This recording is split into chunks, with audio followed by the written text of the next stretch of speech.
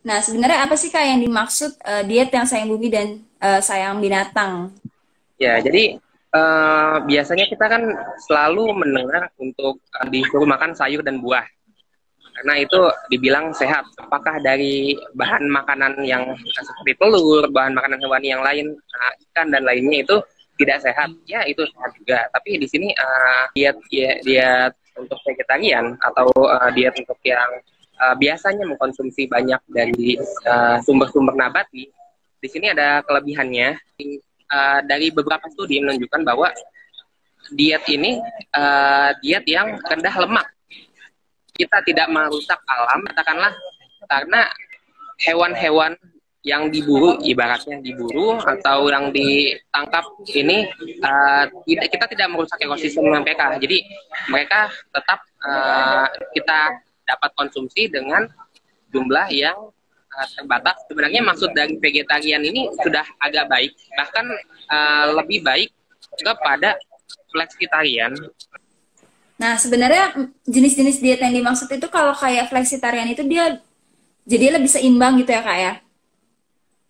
Iya, jadi lebih seimbang karena hewani itu tetap harus dibutuhkan dalam tubuh. Karena ada beberapa asam amino esensial, vitamin B12, lalu zat besi yang lebih bisa diserap oleh tubuh. Iya, nah Kak, kalau untuk kelebihan dan kekurangannya diet-diet tersebut yang lebih mengutamakan sayuran tuh seperti apa sih Kak? Kelebihannya satu adalah lemak seperti kolesterol, lemak low density lipoprotein atau LDL itu lebih sedikit, dan angka kejadian seperti misalnya aterosklerosis atau mungkin penyakit-penyakit yang berkaitan dengan pembuluh darah itu lebih rendah resikonya. Kekurangannya adalah yang tadi saya katakan bahwa pada kasus misalnya vegan itu dia kekurangan dari mulai vitamin B12, lalu asam omega 3, lalu vitamin yang larut dalam lemak. Jadi jika kita mengkonsumsi hanya nabati saja, maka penyerapan untuk vitamin A juga agak berkurang. Apalagi untuk anak-anak yang berumur di bawah kurang dari 2 tahun atau baduta, itu sangat tidak disarankan untuk sudah diajarkan untuk menjadi vegetarian, karena mereka masih membutuhkan sumber-sumber dari makanan-makanan hewani. Apa benar kalau kita vegan umurnya jadi lebih panjang? Sebenarnya pertanyaannya agak lucu juga ya, karena mestinya kan umur Tuhan yang tahu gitu. Jadi nggak bisa dipastikan juga orang vegan itu sama bukan vegan lebih panjang umur orang vegan. Tapi kalau misalnya untuk secara keilmuan itu kan orang dapat dilihat faktor resiko kematian itu dari penyakit-penyakitnya. Apalagi penyakit-penyakit penyerta yang degeneratif, yang misalnya kayak penyakit jantung atau pembuluh darah yang lainnya atau stroke. Benar kalau misalnya vegan itu dia resiko untuk terkena penyakit tersebut lebih rendah. Diet seperti ini apakah disarankan Kak untuk menurunkan berat badan?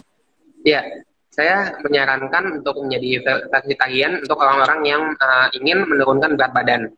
Tetapi saya tidak menyarankan untuk menjadi vegan karena itu terlalu ekstrim sekali, maksudnya merubah gaya hidup yang langsung sepenuhnya. Tapi kalau misalnya menjadi vegetarian, yang pertama fleksitarian itu fleksibel. Jadi saat kita sudah mulai mengkonsumsi sayur-sayuran dan tetap mengkonsumsi makanan hewani dalam jumlah yang tidak sebanyak dulu, itu menandakan kita sudah ada pertanda untuk merubah kebiasaan kita. Akhirnya pola hidup kita ikut terbawa untuk terubah juga. Jadi untuk orang-orang yang ingin menurunkan berat badan, ya saya menyarankan untuk menjadi fleksitarian. Vegetarian. Ya, fleksitarian, fleksibel vegetarian. Untuk mereka yang sedang membiasakan itu seperti vegetarian vegan, kalau melakukan detoksifikasi dengan jus, fasting gitu ya, buah dan sayur aja, berarti mereka sudah aman ya Kak, karena sudah terbiasa gitu. Iya, sudah terbiasa. Karena kembali lagi tubuh itu butuh penyesuaian. Keuntungan diet vegetarian dibandingkan diet lainnya tuh apa? Dari resiko untuk terkena penyakit-penyakit degeneratif, itu dia resikonya lebih rendah daripada orang-orang yang melakukan diet-diet lainnya. Bagaimana Kak tipsnya jika kita ingin memulai diet yang mengutamakan nabati, sayur, dan buah? Ada dua cara. Yang pertama itu kalau misalnya kalian itu takut untuk memulai, kalian bisa minta tolong untuk ke ahli gizi, konsultasi dulu. Kalau yang kedua, kalian ini udah tetapkan niat, dimulai dari perubahan dulu di pola hidup. Dari mulai saya bangun pagi, exercise, lompat-lompat, senam, yoga, misalnya. Lanjut saat tubuh sudah mulai terbiasa untuk olahraga seperti itu, maka dia akan memperbanyak untuk konsumsi dari sayur dan buah. Kenapa takut konsumsi sayur sama buah tinggi? Karena kalau sayur itu rasanya adem, ya kan? Dan kayak sayur tuh selalu makanan-makanan yang kuat. Padahal kan bisa makanan-makanan yang kayak ditumis atau dimakan langsung, misalnya kayak lettuce gitu. Bahkan kalau misalnya buah, takut misalnya buah itu kan makanan orang kaya gitu, orang kaya doang yang makan buah. Ya sebenarnya enggak, kan kita bisa ngatur dari beberapa makanan-makanan lokal, buah-buah lokal juga kan harga-harganya murah. Kalau misalnya kita mau niat merubah, maka biaya bukan masalah. Dimulai dari niat, lanjut di aktivitas, baru diubah ke pola makan.